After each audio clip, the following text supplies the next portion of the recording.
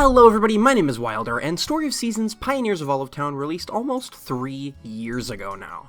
It's crazy that it's already been that long, considering that it feels like only last week when I had my first Olive Town stream. I've played quite a bit of this game on stream, and even more off stream. I've played every version, patch, and DLC that this game has to offer. Since Olive Town has released, though, it's been met with a lot of, shall we say, unfavorable reviews. Don't get me wrong, there's a lot this game just misses big time. But over time, the developers had released quite a few patches, and a lot of them, I argue, fixed a nice portion of the game. However, as we all know, sometimes patches just can't fix a fundamentally flawed game. So, how has Olive Town fared over the years, and how does it hold up today? Well, let's find out. Olive Town released in North America for the Nintendo Switch on March 23rd, 2021. Now this was Story of Seasons' first new mainline entry on the Switch. Yeah, we had the Mineral Town remake and the Doraemon games, but remake and Doraemon's kind of spin-offy, so first new original entry in the series to be released on the Switch. Not to bash Mineral Town or anything, by the way, I love Mineral Town and its core gameplay loop. The way it handles farming, it's just peak in my opinion. Mineral Town really nailed the Harvest Moon / Story of Seasons blueprint. Speaking of Olive Town though, yeah, it had a bit more trouble finding its footing. First, I think right from the get-go, me along with a lot of other people had reservations when it came to this game. There were a lot of things that we all noticed right away from the trailers. No character portraits, and remember, there was no face zoom at this time, the camera didn't move. The loading times on launch were really long. Do you guys remember early on that no matter what you ordered at the restaurant, it would just display the same food every time? It didn't mess with anything, it was just kind of funny and weird. There were also only 2 areas to explore, the town and your farm. One thing for me when I first played the game was that I thought it felt really stiff and clunky movement-wise. And they took away the jump button from Trio of Towns. I'm just wondering, like, why? Okay, I get dropping a lot of mechanics while moving to the next game, but jumping? Really? Yeah, it's not necessary, but come on, let me have a fun, Olive Town. I know that 99% of you watching this video mashed that jump button all day, every day in Trio of Towns. And you would be happy to do it again, wouldn't you? Yeah, I know, because I'm one of you. I'm in the same boat, I loved that. I spammed that jump button. But seriously, who sat down in the meeting room and was like, guys, I got it. No jumping for this game. I know, but trust me, okay? It'll make the game better. Yes, I know that's not what happened before someone comments that I'm wrong. I'm joking. Thank you very much. Okay, I'm done ranting about the jump button. But also no strafing at launch? Hello? You couldn't lock yourself in one direction to move from side to side? And because of how stiff the movement was in the game, it made farming really difficult. Anyway, my point is that there were a lot of things that just weren't great when this game came out. Don't even get me started on the makers. Put one thing in the maker, wait a few hours, congratulations, you have one material, repeat for the rest of your life, because it was one at a time. The game was a mess when it came out, and a lot of the problems just seemed like oversights. I think a lot of us looked at the game and just wondered why. A lot of the decisions made were just baffling, honestly. That's not to say that the game was all bad, especially not in my opinion. There were quite a few things I enjoyed. I thought the marriage candidates were great in Olive Town, they were really diverse, and I liked getting to know everyone. Even the regular villagers were pretty interesting at times as well. The game had some fun cutscenes, the introduction of the tool bag was neat, it let you clear up your inventory and not have to take up bag space with tools. Decorating your farm is as fun as ever, if not a bit too limiting. I mean, I like the museum, it gave me something to collect and complete alongside farming. I like that you can take pictures with an in-game camera, and your pictures can even be people's loading screens, which was super cool, even though it got weird at times, when I got other people's weird loading screens. You guys are taking some sus pictures out there. I'm watching you. But yeah, there was a lot of fun to have in Olive Town. The problem is that for every good thing there was, a bad thing was just hovering over it like a storm cloud. They managed to fix quite a few things over time with patches, however. The biggest thing was the makers. They let you stack materials in the maker so that you wouldn't have to keep removing the complete resource before you could add another one in. Not amazing, since it still only processes one resource at a time, so it takes a while depending on the material and the maker you use. But at least now you can go to sleep at the end of the day and not have to worry about wasting maker time.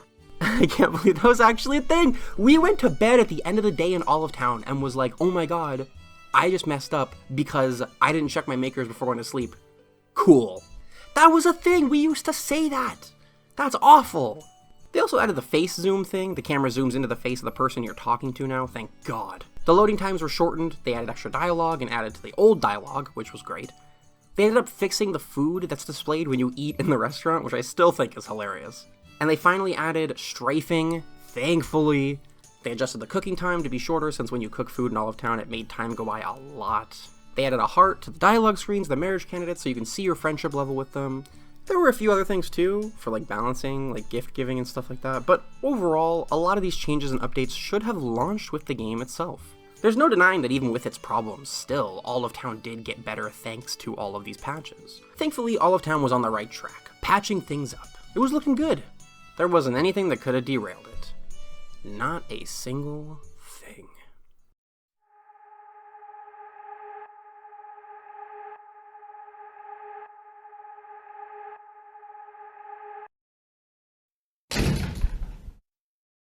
Ah, my old friend, the Story of Seasons Pioneers of Olive Town Expansion Pass.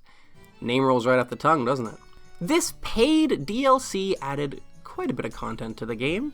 New costumes, new events, 3 new areas to explore, returning characters from previous Harvest Moon and Story of Seasons games, 1 returning bachelor and 1 returning bachelorette per new area. How could we not be hyped? Then the first wave dropped. The Windswept Isles, which brought back characters from A New Beginning, one of my favorite Harvest Moon games. And it looked like it was going to be pretty good. Of course it wasn't, it's Olive Town. I don't know how they managed to keep messing up, but they did. Again. The new characters only stayed in their area. If you married them, you couldn't take them to festivals with you. The new areas had nothing but the characters in their houses, no interesting flowers or crops or animals, just the houses. It was boring. Sure, it was fun to see the old characters, but all 3 areas were basically the same in how limiting they were. And it didn't make sense to marry DLC characters because they wouldn't come with you to festivals, and it just didn't feel like they were a part of the game. They weren't implemented seamlessly. In fact, there was a huge seam there, noticeable by everybody. People were once again super let down. I even made a video about how bad the areas were. After the expansion pass came out with the 3 areas, extra outfits, and events, they decided to release a patch that allowed the marriage candidates from the DLC to accompany you to festivals if you married them.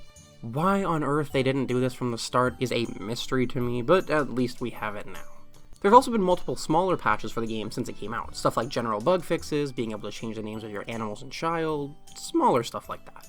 And that brings us to today, where Olive Town got its DLC, it got its patches, and now most of us have moved on. Most of us. I kind of fell back into the game recently, and I've been having a good amount of fun with it, but I always get asked the same question, even today. Should I finally pick up Olive Town? Well, now that it's gotten its DLC and its patches, I would say that, yeah, if you find the game on sale, then go for it. There's a lot of fun to be had. It got a lot of quality of life updates, and you would now be stepping into an undeniably better game than what launched. That being said though, the game still has a lot of core problems plaguing it. There are still only 2 areas to the game, the DLC areas are so bad that I don't even count them. The movement is stiff, so thankfully they gave us the strafe button back. The makers, while updated to hold more items at once, still only process 1 item at a time, so if you build 2 makers, then there you go, there's more materials crafted for less time. Which means odds are, with how grindy this game is, you're going to still build multiple makers for one type, especially later on when certain makers or materials take forever to process. So your farm's just going to be filled with makers the same way it was last time. Also, the trees and the grass and puddles on your farm grow back so fast that I just started laying down walkways so that I could stop things from growing. It's absolutely insane. Olive Town has things I really enjoy, and I absolutely plan on continuing to play it from time to time, both on and off stream. However, I would be lying if I said it was an amazing game. It's not. It scratched a farming and grinding itch that I had for a while, and I enjoyed it for what it was, even if every positive had a negative. If you're still interested after all this time, and after this whole video, then get it. You'll have some fun. Just know that you're not jumping into the best Story of Seasons game at all.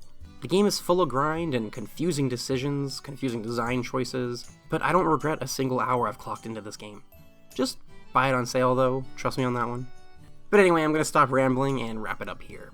What did you think of Pioneers of Olive Town when you first played it at launch? And what is your opinion on it now that it's gotten all of its updates? Let me know because that's going to be it from me today. Thank you so much for watching, like the video, subscribe, all that good stuff, and here's the end screen.